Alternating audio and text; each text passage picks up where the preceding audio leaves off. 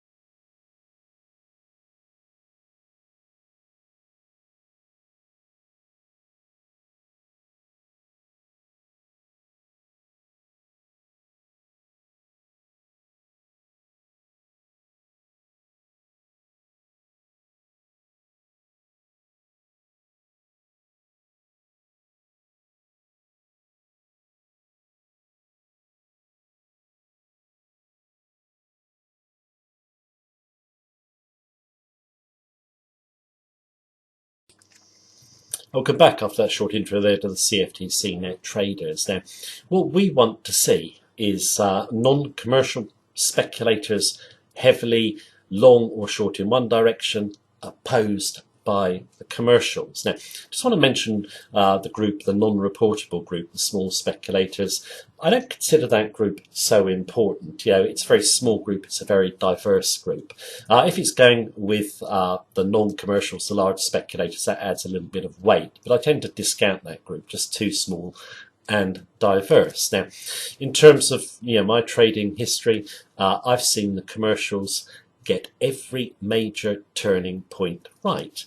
Now, in terms of them getting every major turning point right, you might be thinking, well, let's just follow the commercials.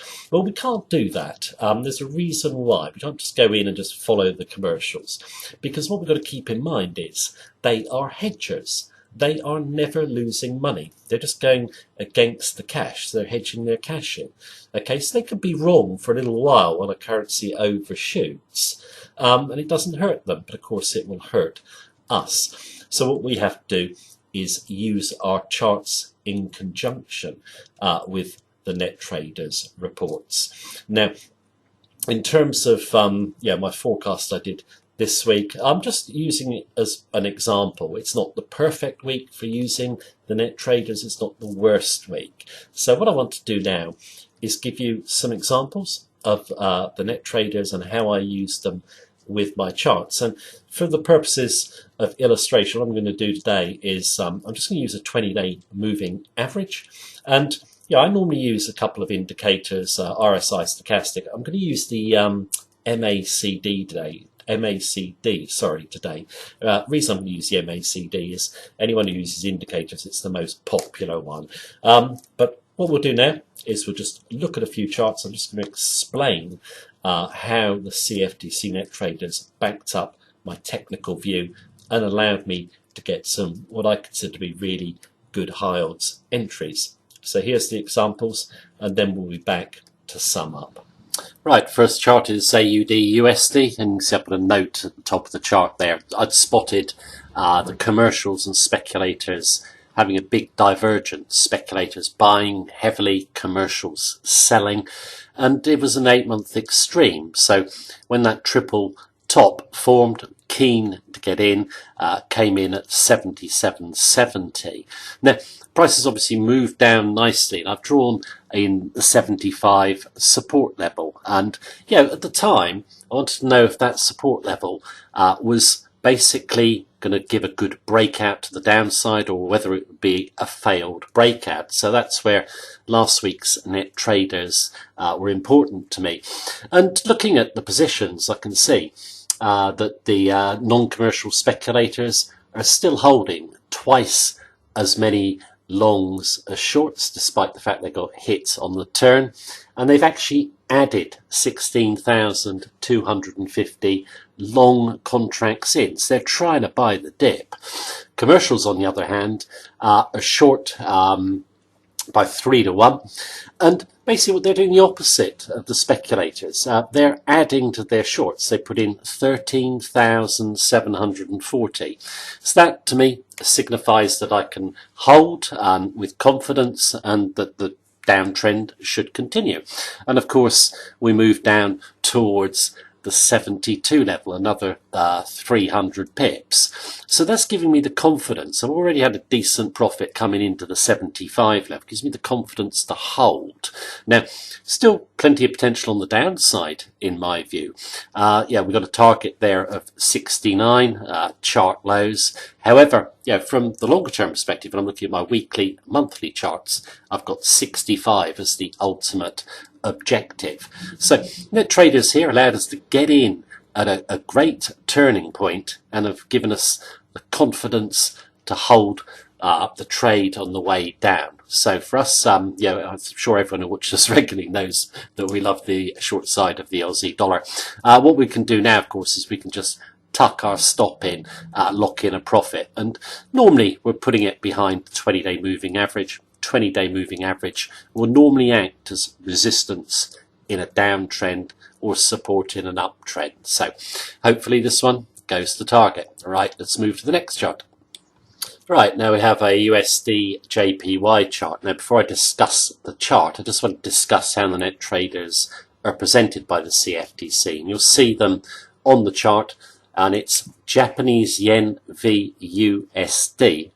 In terms of the CFTC net traders, they always have the foreign currency first.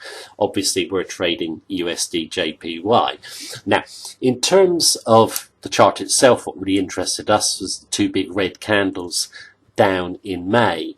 And that corresponded with the biggest net long yen position of speculators since 1992. So the speculators going heavily long the yen and short the dollar.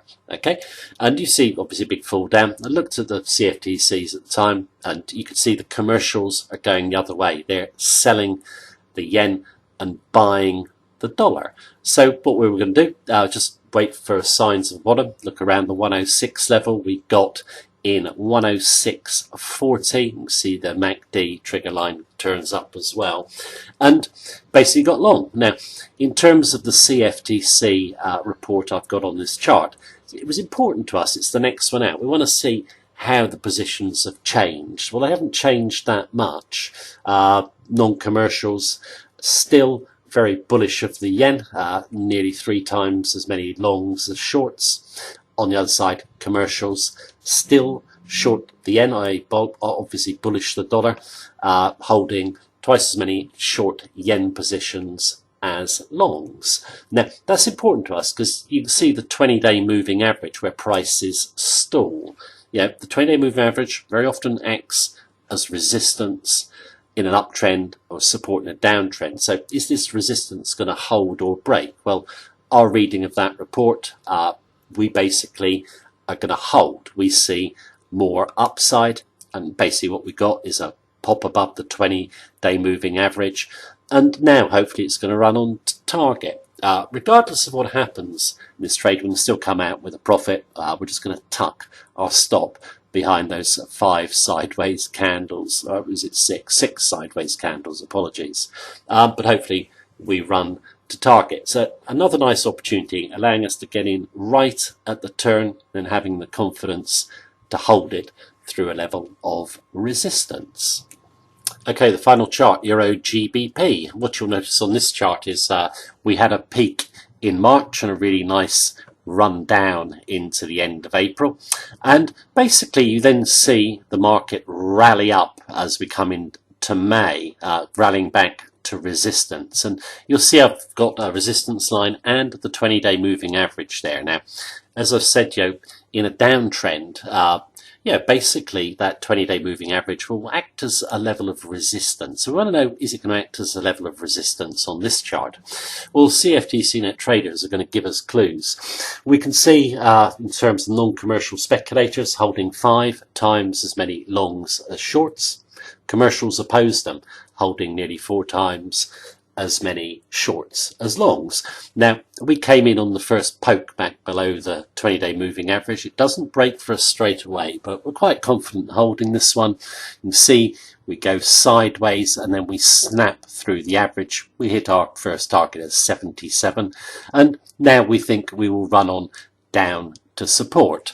Now, this just is another example of how the CFTC net traders just adds weight to the chart. It gives you clues into where prices might go, and this one so far so good. So that completes the 3 examples. I'll come back after those 3 examples of how to use the Commitment to Traders report with your charts. You can see a very useful tool in helping you isolate high odds entry points, also giving you the confidence to hold the big trends. Now, in terms of those 3 trades, you can see why I would pay thousands of dollars for it if it wasn't free. There's nearly 1,000 pips on those 3 trades alone. So a very valuable tool.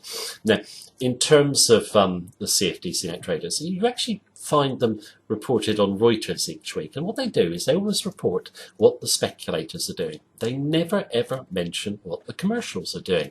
What the speculators are doing on their own doesn't matter. It has to be seen in association with what the commercials are doing. You need to see those divergences. One point I'd make is I've got no problem trading with the speculators. The only time I get weary of trading with the speculators is if the commercials really oppose them on the other side with a big position. That's a warning sign for me. But I'm quite happy to trade in the same way as the speculators as well. Now, in terms of the report, I would strongly urge you to go read it. Basically get used to the different ratios that exist in different currencies and the way the commercials and speculators change their positions to get a feel for if a currency is over or undervalued. Of course, you can read my weekly report as well. But a very valuable tool. It's an underrated tool for sure. I would see it as probably one of the best indicators around. And yeah, you're getting the opportunity to track smart money. The commercials are definitely smart money in my view. They're always right at those big turning points. That will never ever change. They're not motivated by greed. They're not motivated by fear. They're just hedgers hedging a cash position. On the other side, the funds, they are always going to hold trends too long, and they're always going to get caught out at the turning point. So we need to basically go with the commercials, but make sure we use our charts and employ good money management, because as I've said, the commercials can be wrong when a currency overshoots. They're not losing any money. So tight money management is always needed.